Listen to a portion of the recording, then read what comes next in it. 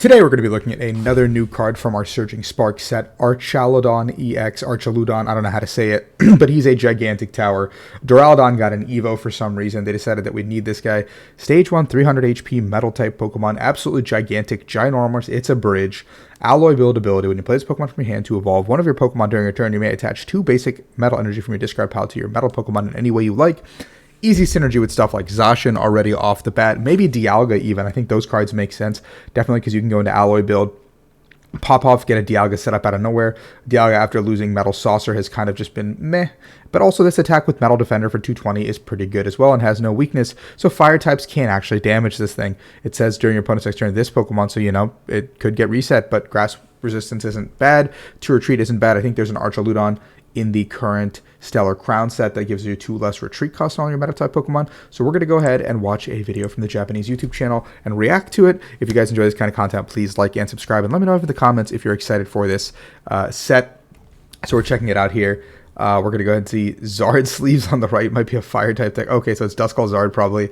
There's a Duraludon. We're going to see Greninja start for 2. That's a good way to get energy in the discard. There's a Dialga. See, I was right. I called it. There's the Aroma. We're going to see a Tails, I believe, so another Duraludon. I mean, you don't need to get 2 immediately, but getting them out is pretty nice. There's a Bidoof as well. Bibarel seems like a reasonable engine here, attached to the active, and we're going to go ahead and pass it over. We're going to see the Charizard hitting the board. It's actually funny that Charizard is now a Dark type, because that's actually really bad for this matchup, because you actually can't one-shot anything anymore. We're going to go ahead and see the Sealstone, probably grabbing an Arven, if I had to wager, to keep the chain of stuff going. Or no, we already Arven, right? We already supported, so let's go ahead and get Pidgey and Charmander. Let's go ahead and instant charge for 3. Pretty reasonable start from Charizard. 2 more cards drawn here. Archaludon just off the top, no, just full swag, getting it set up, 220, all ready to go. Ultra Ball away at bosses and Iono. Why are we doing that? I feel like we could have just bossed the Pidgey, right? Like, I feel like that's the best play here. Just boss Pidgey, take that off the board, because I think Pidgey is like the biggest problem. I mean, Duskull is a little annoying, sure, like because Dusknoir plus Charizard knocks out the Archaludon, but I feel like if we just kill the Pidgey, that eliminates a lot of strategies. Drayden, look at the top 7, and I believe get a trainer and a Pokemon. So we see the Candy and the Dusclops, so kind of tactical we take that up, but Candy Zard comes through. I don't know if Drayden's actually pretty good in Charizard. I feel like it's okay at best, like it acts as a 5th Arven maybe, but I don't think it's actually that good. We're going to see another attachment to Dialga. A boss's orders bringing up the Pidgey. We're just doing it 1 turn late, I guess, and we're going to knock out the Pidgey. Archaludon is still now in 1-shot range. The Dialga is still alive, and I don't think it can go down yet because the Duskull is off the board. That's the one good thing about Charizard. You know where the damage is coming from, and I don't think the Charmeleon does enough, even with the Defiance Belt. Duskull coming through, Pidgey coming back through. Another Pidgey this time so we don't get Star Chronosed and, bad things happen. Archaludon goes down. Now Dialga comes up. This is where the attachment plus the another Archaludon is super broken. We're going to see the attachment. Greninja for 2 probably. Attach Greninja for 2. Or Bib for 2 first. Yep. Good sequencing actually. That's on me. Archaludon comes through again. 2 more energy coming up onto our Dialga.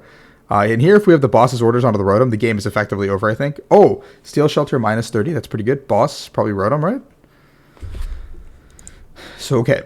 If we went Boss Rotom, Star Chronos, and then we go Boss Charizard Archaludon, game could end. But maybe that's a little greedy, so killing Clops. I mean, killing Pidgey also seems fun. I don't know. Taking 2 prize cards seems pretty good here. Like, I don't know why we wouldn't. I feel like 2 prize cards is pretty good to take here. So we're going to go ahead and maybe we're just going to play around Briar. Like, take this with the V-Star. And then now, if the Charizard comes up, it's a potential 2 prize knockout, so we can play around the Briar this way. And then if we have a boss, we can just chase the Rotom anyway. I mean, if we can get the KO here, Palpad back 2 bosses, that's awesome. Attach here, that's what, 280 right now. Gear fail, Bibarel for 4. Ultra Ball away, Rigid Band, and Relicanth. Wow, okay, why do we have Relicanth? 80 plus 10 for something going on here. Did not expect either of those cards. Another Archaludon coming through. I guess we get the 1-shot on Zard here, which is super nice, actually. And then we just need a boss's order to win the game. But now we don't have a way to power up an attacker. So we're going to Iono. Go to 3, go to 4. We need to put another Archaludon down, or Duraludon down this turn, I think. But we've already discarded a couple. Greninja again. because of Star Chronos, not because you can do it twice in one turn. 360 comes through. I mean, here's where Radzard, like Radzard plus Iono, is really good. But the Charizard player is absolutely getting gutted because it's like the average Charizard setup half the time. And when you can't actually play the game, you can't actually play the game. So 5 cards, you need Radzard, Energy, Iono. That hand is awful. And we're just going to see the blow up of the active. Yeah, if Charizard doesn't get a Pidgeot up and running early, or their like turn 2 isn't like Candy Pidgeot. If they don't have Candy Pidgeot a lot of the time, Charizard just kind of sucks. So yeah, initial thoughts. I think this deck is pretty cool. I think Archaludon is actually kind of insane as a deck. I don't know if Dialga is a perfect partner. This seems like a little bit greedy, but I think Dialga does do a lot in terms of, like, paired with this deck. I do think this is a really cool deck. I think there is some merit to it. I think it'll do well. So let's take a look at the deck list as they show it.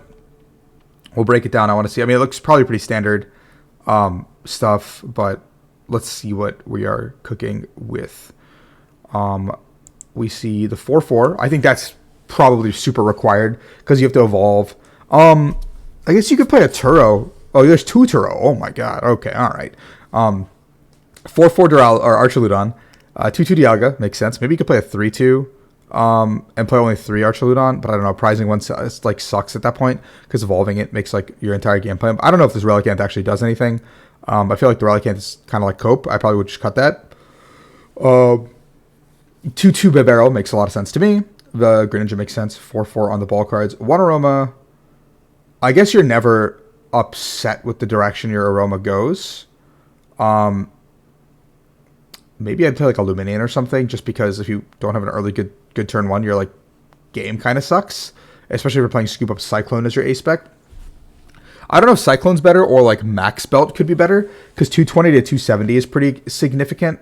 I don't know if that's significant enough though. Maybe 270 just isn't enough in Max Belt. But Max Belt on Dialga, yeah, Star Chronos 270, and then you can do 1 less energy on a lot of attacks, because now your Charizard, you only need 6 energy as opposed to 8. Is that math correct? 6, 240, 280. Yep, 6 instead of 8. But I guess maybe you don't need to go that big. Like maybe there's not that many big attackers in this format. Like Bolt and stuff aren't that big. Maybe you play like Hero's Cape, just makes something bigger. That seems kind of cope. Scoop Up Cyclone makes sense, I guess, in that capacity. I like 2 Stretcher. But we're not discarding stuff, so it's a little bit weird that we're not like aggressively discarding stuff, and Greninja is like our only way outside of ball cards and Vessel to discard stuff. So maybe I'd play like 1 copy of Squawk, or like the Metal Stadiums are interesting, but I don't think we actually need them because I don't think a lot of things actually do one-shot us in the format.